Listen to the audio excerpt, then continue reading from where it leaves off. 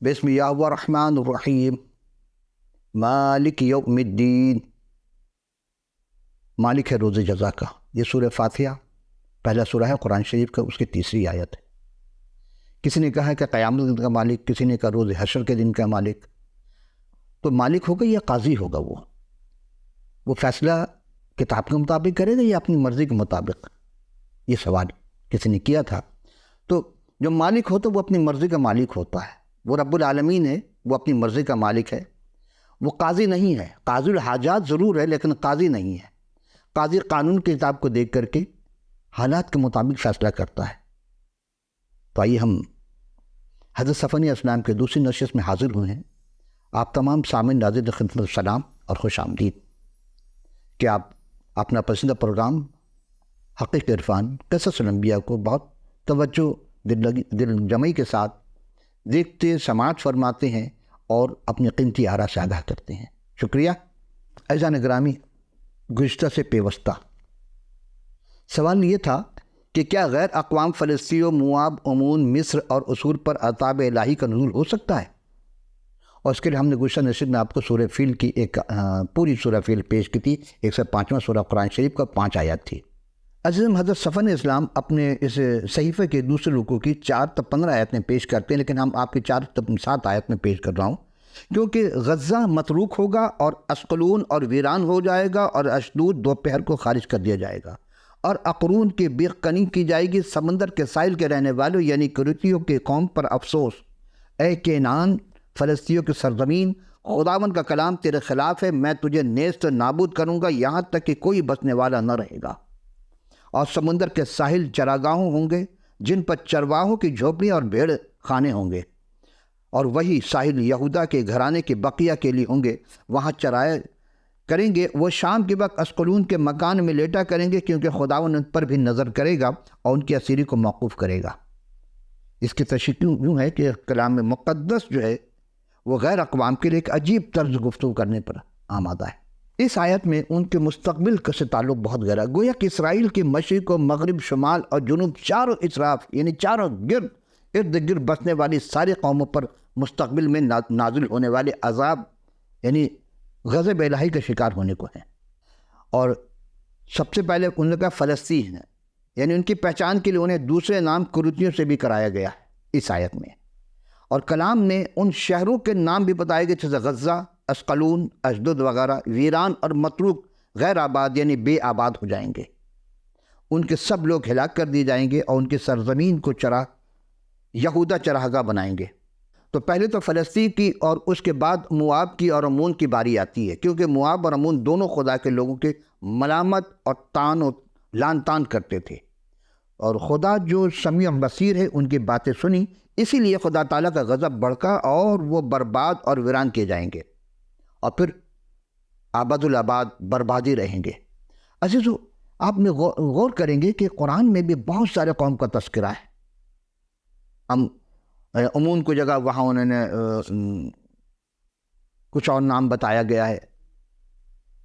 آپ دیکھیں گے کہ کیا آج وہ قومیں ان کو عرب باعدہ کے پکارا گیا، یعنی وہ عرب میں وہ قوم تھی جو اب نیست نابود ہے، ان کوئی نام و نشان، کوئی اولاد، کوئی چیز نہیں۔ تو یہ تو بہت پرانی تاریخ ہے اس کتاب کی۔ وہاں سے بھی لیا گیا ہے کہ جو بھی خدا کے لوگوں کو ستائیں گے یا ستائے جاتے رہیں گے، قیامت تک خدا ان کی نسل کو تباہ برباد کرتا رہے گا۔ لیکن جو خدا تعالیٰ کے لوگوں میں بچ رہنے والے یعنی بقیہ، وہاں آباد ہوں گے۔ ویسے اتنا ضرور غور کر لیجئے گا، آیت 11 کے مستقبل بعید کی طرف اشارہ کرتا، آنے والے مستقبل کی طرف، آنے والے وقت کی طرف، بہت دور ہے بھی، جس میں خداوند کی 1000 سالہ بادشاہی کا دور کا تذکرہ ہے، وہ ایک اشارہ دیا گیا ہے۔ حالات کی تصویر کشی کی گئی ہے جس کا عکس اس آیت میں صاف نظر آ رہا ہے، جب خداوند زمین کے سب معبودوں کو نیست نابود کریں گے۔ آیت 12ویں آیت، اور کوش کے باشندوں تم بھی میری تلوار سے مارے جاؤ گے۔ کوش بعض کہتے ہیں مصر ہے، بعض کہتے ہیں ایتھوپیا کا پرانا نام ہے۔ آئیے اب تیسری قوم کوش۔ تو کوش کو خدا تعالیٰ اپنی تلوار یعنی شاہ بابل سے سزا دیں گے۔ بعض علماء کرام کا کہنا ہے کہ کوش کے باشندوں کو جن میں ایک فینبرگ مصر سے منسلک کی کرتے ہیں، دراصل کوش ایتھوپیا کی قسمت کہہ لیجئے یا مصر کے ساتھ وابستہ تھی جو کوشی خاندان کے زیر لگی تھیں. اب ادھر بھی ہے ادھر بھی ہے، اس لیے اس کو کوش کہا گیا. اور ہوگا کیا یہاں یرمیہ نبی کا صحیفہ اگر آپ تلاوت کریں گے 46ویں باب کی 9ویں آیت میں کہ گھوڑے براختہ ہوں گے اور رتک ہوا ہو جائیں گی، اور کوش اور وفود کے بہادر جو سپاہدار ہیں یعنی سپردار ہیں، اور لودی جو کمان کشی کے تیر اندازی میں ہیں باہر نکلیں گے. کیا مطلب؟ جتنے بھی ایسے لوگ ہوں گے ان کے خلاف کوئی نہ کوئی کھڑا ہو جائے گا، خدا اس کو تیار کرے گا. ہم آگے چلتے ہیں. اسی بات کو حزقیل علیہ السلام کے 30 صحیفے کے 5 اور 9 آیات میں عجب انداز میں پیش کیا گیا. کوش اور فوت اور لوط یہ تمام ملے جلے لوگ اور کوب اور اس سرزمین کے رہنے والے جنہوں نے معاہدہ کیا اور اس کے ساتھ تلوار سے قتل ہوں گے. یعنی پہلے معاہدہ کیا پھر توڑ دیا، اور اس معاہدے میں انہوں نے اس روز بہت سے ایلچی جہازوں پر سوار ہو کر میری طرف سے روانہ ہوں گے اور غافل کوشیوں کو ڈرائے اور سخت درد میں مبتلا ہوں گے جیسے مصر کے سزا کے وقت انہوں، کیونکہ دیکھ وہ روز آتا ہے، وہ روز آتا ہے یعنی کہ جب خدا آنے کے دن ہوگا. اور ہم دیکھتے ہیں کہ ان دونوں حوالوں میں یرمیہ اور حزقیل علیہ السلام کے حوالے میں یہ اشارہ دیتے ہیں یہاں کوشیوں سے مراد مصر بھی ہے. اور ہم جب دیکھتے ہیں کہ دوسرے باب کے 13 سے 15 آیت تو اس میں ایک جگہ آتا ہے کہ میں ہوں اور میرے سوا کوئی نہیں ہے. وہ کیسا ویران ہوا، یعنی حیوان کے بیٹھنے کی جگہ تو خدا دے رہا ہے، حیوان بیٹھیں گے، لیکن جو اور ہر جگہ ادھر سسکارے مارنے اور ہاتھ ہلانے والے لوگ ہوں گے، لیکن جو ظلم کرنے والے وہ نیست نابود کر دیے جائیں گے. اور 13 سے 15 آیت میں ہے کہ اسوری اور خاص طور پر نینوا کا شہر نبوکدنضر اسور کو بھی برباد کرے گا، اور نینوا جانوروں اور پرندوں کی آماجگاہ ہوگا، اور وہاں سے ہرگز گزرنے والا اس کی ویرانی دیکھ کر سسکارے گا اور ہاتھ ہلائے گا کہ ہائے افسوس کیا ہوا یہاں پر، یہ کیسے برباد ہو گئے. اور آج تک وہ نینوا پھر آباد نہیں ہو سکا. عزیزو، پروردگار عالم انتہائی رحیم کریم شفیق مہربان ہے، لیکن جب کوئی اپنے رب سے ٹکر لیتا ہے، حقیقی مالک سے ٹکر لیتا ہے، تو پھر وہ اس کو نہیں چھوڑتا، موقع دیتا ہے معافی کا، لیکن ہر چیز کی ایک حد ہے. کہتے ہیں کہ ضبط کی حد سے بھی آگے ایک منزل ہے جہاں، حالانکہ ہر چیز کی ضبط ہے، تو ضبط کی حد سے بھی آگے ایک منزل ہے جہاں کرب عین زندگی ہے یا وجہ انبساط، یا انسان مصیبت میں گرفتار ہو کر کے ختم ہو جاتا ہے، یا اسے خوشی ملتی ہے جب وہ توبہ کر لیتا ہے.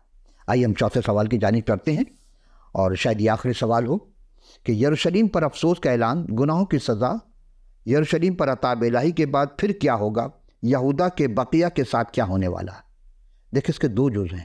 الف میں ہے کہ یروشلم کی نافرمانی، بے حسی، بے اعتقادی، توبہ کرنے سے انکار. دوسرا ہے، پہلے ہم ایک سے پیش کرتے ہیں آپ کی خدمت میں، کہ اس سرکش اور ناپاک ظالم شہر پر افسوس. اس نے کلام کو نہ سنا، نہ تربیت پذیر ہوا، اس نے خداوند پر توکل نہ کیا اور اپنے خدا کی قربت کی آرزو نہ کی. کیا مطلب اس کا؟ مطلب عزیزو یہ ہے کہ اس 2 آیت میں یروشلم کو ایک عورت کی صورت میں پیش کیا گیا ہے، اس کی مذمت کی گئی ہے اور سزا کا حقدار ٹھہرایا گیا، کیونکہ وہ سرکش اور ناپاک ظالم شہر ہے. وہاں نافرمان رہا اور اس نے خداوند پر توکل نہ کیا اور اپنے خدا کے نزدیک آنا نہ چاہا. اب خدا کہاں ہے جو اس کے نزدیک آئے گا؟ خدا کہیں کسی مکان میں رہتا ہے؟ نہیں. پھر خدا تو ہر جگہ ہے. پھر کیا مطلب؟ پھر آپ جب قرآن سے پوچھیں خدا کہاں ہے تو اس نے کہا نحن اقرب الیہ من حبل الورید، وہ تو تمہاری شہرت سے زیادہ قریب ہے، تمہارے اندر ہے.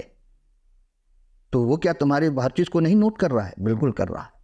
تو اسی لیے آخر کیا وجوہات تھے کہ اتنے لوگ جاننے کے علم کے باوجود بھی گناہ کر جاتے ہیں؟ تو صفحے 3 باب کی 3 آیت میں اس کے عمرہ، اس میں گرجنے والے ببر ہیں، اس کے قاضی بھیڑیے ہیں جو شام کو نکلتے ہیں صبح تک کچھ نہیں ڈال. احسان گرامی، جس ملک کے عمرہ گرجنے والے ببر اور اس کے قاضی ایسے بھوکے بھیڑیے جو شام کو نکلتے ہیں، آپ سوچ لیں یہ 700 قبل مسیح کی بات ہو رہی، اور آج ہم اپنے ماحول کو دیکھتے ہیں، ارد گرد اپنے ملک کی حالت دیکھتے ہیں تو انتہائی وہی مخدوش حالت نظر آتی ہے. کب سدھریں گے؟ کب آنکھ کھولیں گے؟ کہانی پر کہانی نہیں، قصے پر قصے سنتے چلے گئے۔ علماء کو چاہیے کہ ایسے لوگوں کو متنبع کریں، مفتیان کو چاہیے صرف ڈگری لے کر نہ بیٹھیں بلکہ ڈگری کریں ان پر۔ موت سے نہ ڈریں، کیونکہ موت تو آنی ہے، لیکن زندگی ایک اصل مالک خالق جس نے ہمیں بنایا ہے۔ آئیے دیکھتے ہیں 4 آیت میں، اس کے نبی لافزن اور دغاباز ہیں، اس کے کاہن نے ناپاک کو ناپاک ٹھہرایا ہے اور انہوں نے شریعت کو مروڑا۔ کھل گئی بات 4 آیت میں، یعنی یروشلم کے نبی بے وفادار، ایمان سے خالی، اور اس کے کاہن ناپاک ہیں جو عجب انداز ہے۔ اب سوچے آج کہاں نبی ہے، کیا کہا ہے؟ علماء اپنے نبی کے پیروکار ہوتے ہیں، علماء انبیاء کے میراث ہوتے ہیں، تو کیا لوگ وہ کام نہیں کر رہے ہیں؟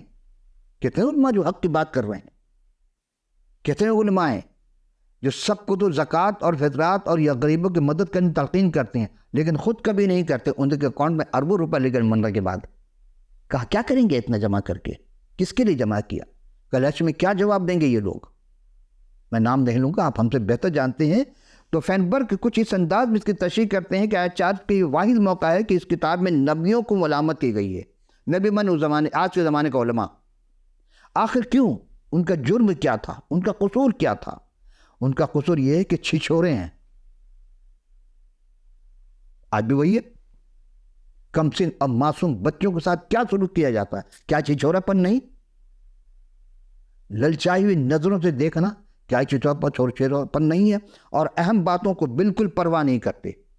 ان کی زندگی اور تعلیم میں سنجیدگی اور استحکام نہیں ہے۔ پارسائی کا لباس پہننے سے انسان پارسا نہیں ہو جاتا ہے عزیزم، اندر سے پارسا ہونا پڑتا ہے، پھر آپ کو خدا کا پاک روح بھی آپ کو ہدایت دے گی، ناپاکیوں کو ہدایت نہیں ملتی۔ وہ دغاباز ہے کیونکہ اس کی ہستی یعنی خدا کے کیسے وفادار نہیں، کسی کے ساتھ وفادار نہیں جب خدا کے ساتھ نہیں تھے، جس کے سامنے اپنے دعوے پیش کرتے ہیں اور لوگوں کو خدا سے برگشتہ کرتے ہیں، ترغیب دیتے ہیں کہ وہ ناپاک کاموں سے مقدس کو بے حرمت اور پاک کرتے ہیں۔ کیا آج نہیں ہو رہا؟ کیا آج خدا کے گھر کو ناپاک نہیں کیا جاتا ہے؟ بالکل وہی چیز ہے۔ کاہن بھی ناپاک، پاک کو ناپاک کرتے ٹھہراتے اور شریعت کے سیدھے سادھے مقصد اور معنی اور مفہوم کو توڑ مڑو کر پیش کرتے ہیں، اور لوگوں کو سکھاتے ہیں۔ کہ آج ہمارا حال ایسا نہیں ہے عزیزو؟ بالکل ہے۔ حشر کے دن، حشر ان کا دیکھیے ہوتا ہے کیا، دل لگی کرتے ہیں جو آیات ربانی کے ساتھ۔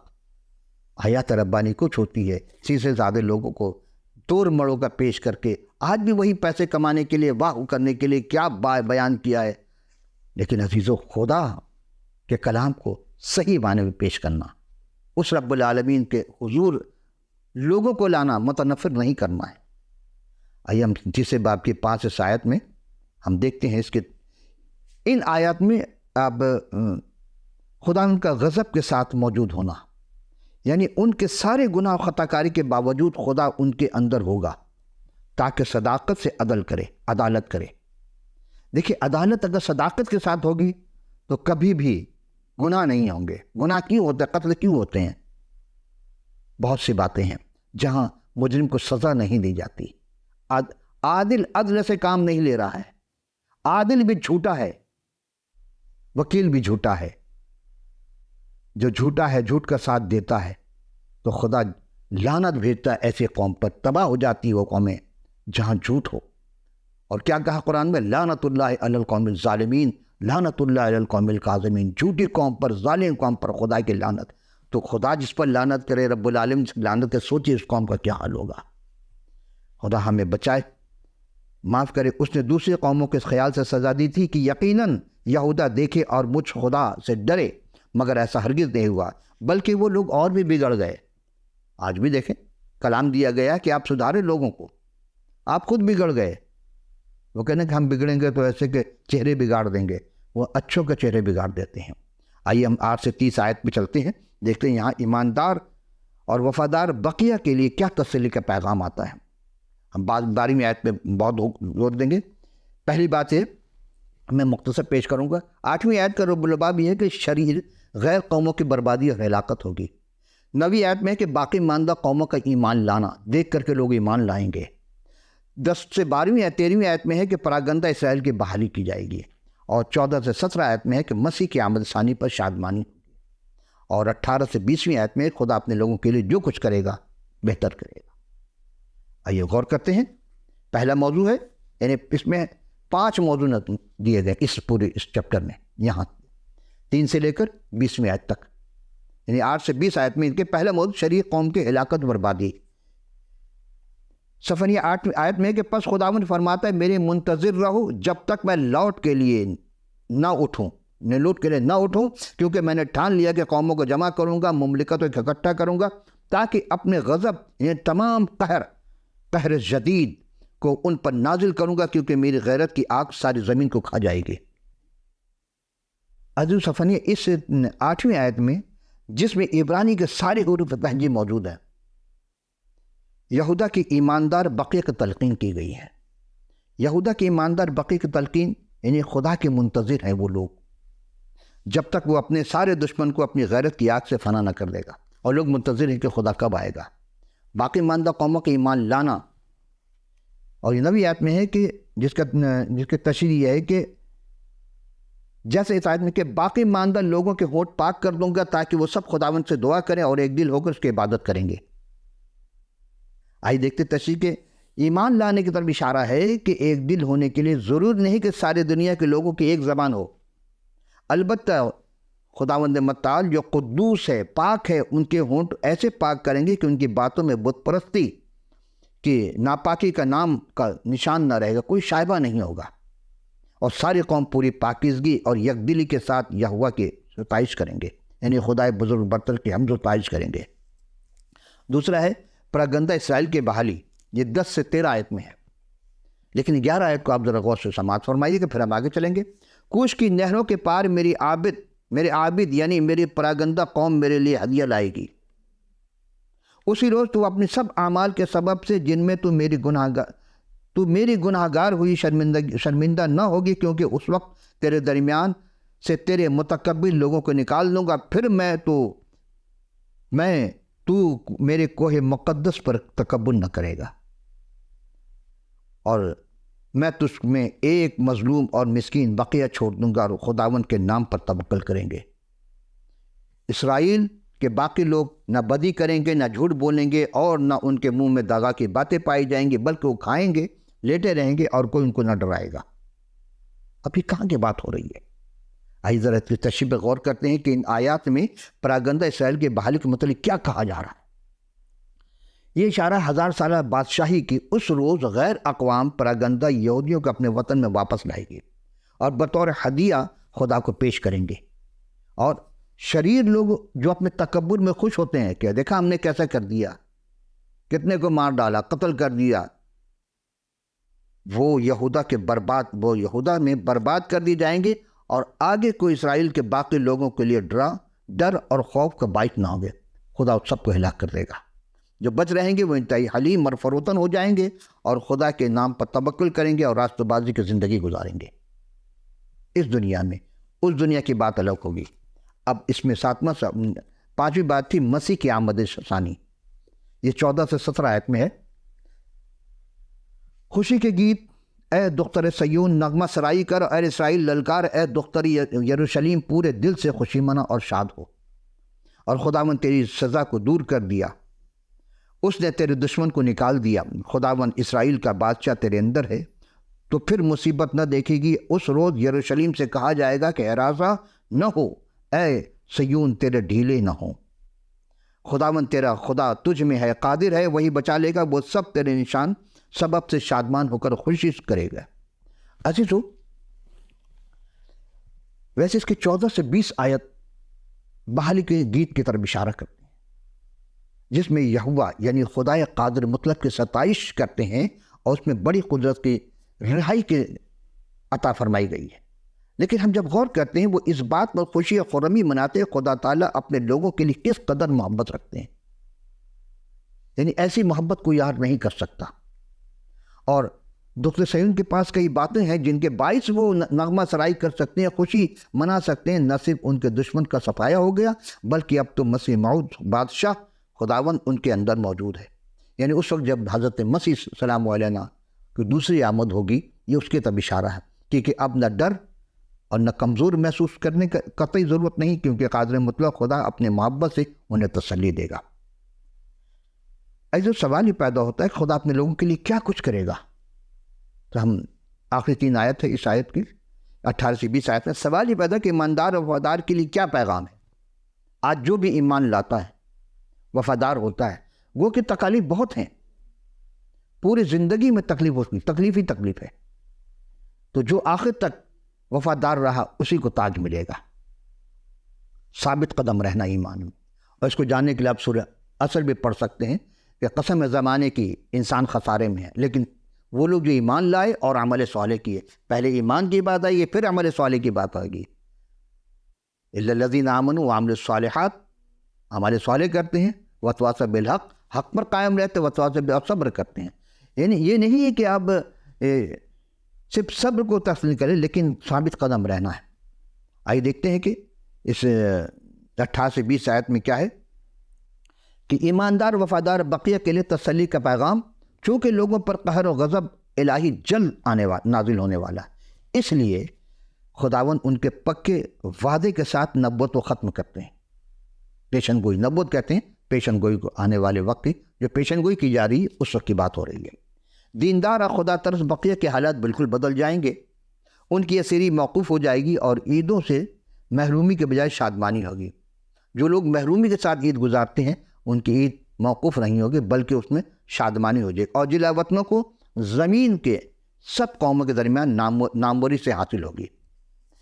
عزیزان گرامی، یہاں ایک مصنف ہیں مارٹن بوسر یا مارٹن بوکر بھی کہتے ہیں ان کو، یہ 1528 عیسوی میں انہوں نے کتاب لکھی تھی، اور اس مضمون میں حضرت صفنی علیہ السلام کے صحیفے سے متعلق اپنی قیمتی آراء سے آگاہ کیا تھا۔ وہ رقم تراز ہیں کہ جو شخص نبیوں کی ساری یعنی پوشیدہ نبوتوں کو مختصر طور پر یکجا دیکھنا چاہتا ہے تو صفنی علیہ السلام کی یہ چھوٹی سی کتاب جس میں 3 ابواب اور 53 آیات ہیں اسے پڑھ لے۔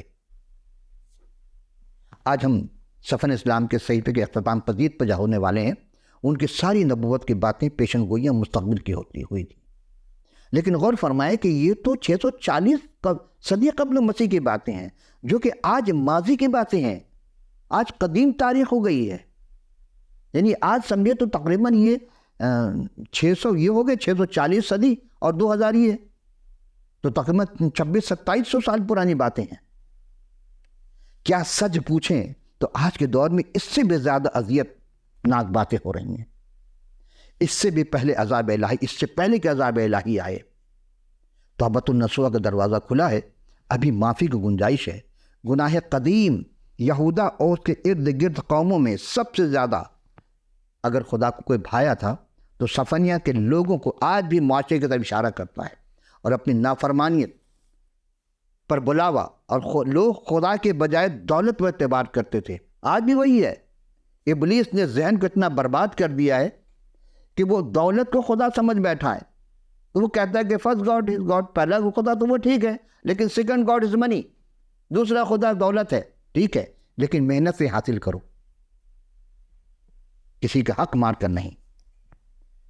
سیاسی اور مذہبی رہنما کو بدعنوانی میں گر گئے، مردوں کو غیر اور لاچار استحصال، بے پناہ بتوں اور غیر ملکی دیوتاؤں کی چڑھائی کیا نہیں ہے ہمارے ملک میں؟ حضرت صفنی نے اپنے قارئین کو خبردار کیا کہ اور سو سزا کے بدلے میں تھے، اس نے اسی طرح نبیوں کے طور پر بھیجا کہ جس کا وعدہ نئے عہد نامہ میں کیا گیا کہ خدا کا دن آ رہا، مالک یوم الدین کا دن آ رہا۔ یہی آیت تو ہم نے آپ کے شروع میں تلاوت کی تھی، آپ کی خدمت میں پیش کی۔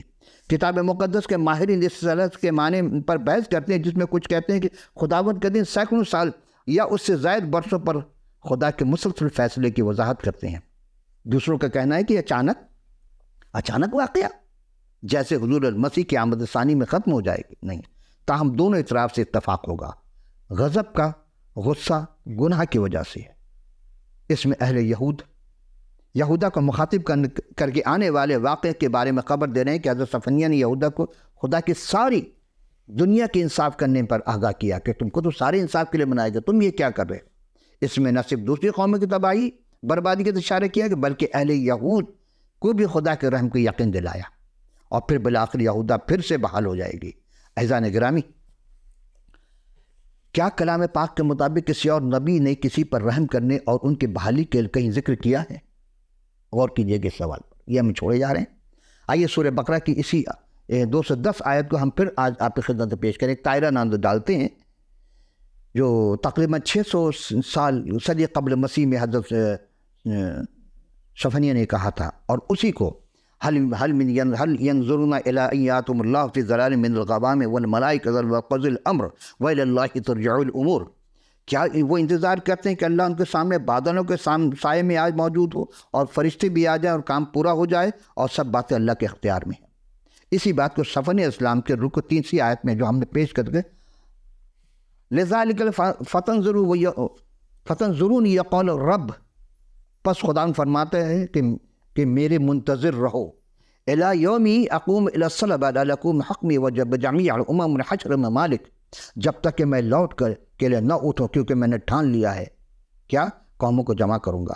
اصب علیہم سخیۃ وکل حم غضبی لعنہم بنار غیرتی وکل ارض، اور مملکتوں کو اکٹھا کیا اور اپنے غضب کے تمام قہر شدید پر اوپر نازل کروں گا، کیونکہ میری غیرت کی آگ ساری زمین کو کھا گئی۔ اعزان گرامی، اس کتاب سے ہمیں سبق سیکھنے کو ملتا ہے کہ خدا ذوالجلال جب دنیا کی قوموں کے حساب کریں گے تو اسی وقت اپنے وفادار بندوں کے لیے ہمیشہ بحال کریں گے۔ ایک آگ میں جائے گا، ایک باغ میں جائے گا، اور خدا قدوس ہے، گناہ سے سخت ترین نفرت ہے۔ تو رب کائنات کا دن آ رہا ہے، مالک یوم الدین کا دن آ رہا ہے، رب الافواج کا دن آنے والا ہے، جو تمام شہنشاہوں کا شہنشاہ کا دن ہوگا، رب تعالیٰ کے دن ہوگا، حساب کا ایک وقت موجود ہے۔ کیا ہم اس حقیقی خالق اور مالک کے حضور حاضر ہونے کے لیے اپنے جوابات کے تیار کر چکے؟ تو مبارک ہو۔ دیکھیں، جب آپ پڑھیں گے نا سورہ قدر تو اس میں ایک لفظ آئے گا امر، تو صاحب امر کوئی ہے آج؟ ایک صاحب کا ہے صاحب امر، ایک ہے، میں نے کہا 2 ہے، ایک زمین پہ ایک آسمان پر ہے۔ زمین والا آسمان والے کے آنے کا انتظار کر رہا ہے، اس سے استقبال کرے گا۔ تو جو زیادہ عزت والا ہوتا ہے اس سے کم والا اس کا انتظار بھی کرتا ہے، اس کا احترام بھی کرتا ہے۔ ہر ایک تک توبہ کی نوبت پہنچے، یہی خدا کا منشا ہے، یہی ہمارے پروگرام کا منشا ہے۔ تو اسکرین پر دکھائے جا رہے ہیں اس وقت آپ کو ٹیلی فون نمبر، واٹس ایپ، ای میل اور فون نمبر جو بھی آپ کے اویلیبل ہو، آپ ہمیں اپنا پورا پتہ لکھ بھیجیے۔ آپ کے پاس کتاب مقدس نہیں ہے، ہم فی سبیل اللہ آپ کے دیے ہوئے پتے پر ارسال کر دیں گے۔ تو اگلے نشست میں ہم پھر آئیں گے اگلے نبی کے شان میں کلام کرنے کے لیے، تو اس کے لیے اجازت، خدا حافظ و ناصر۔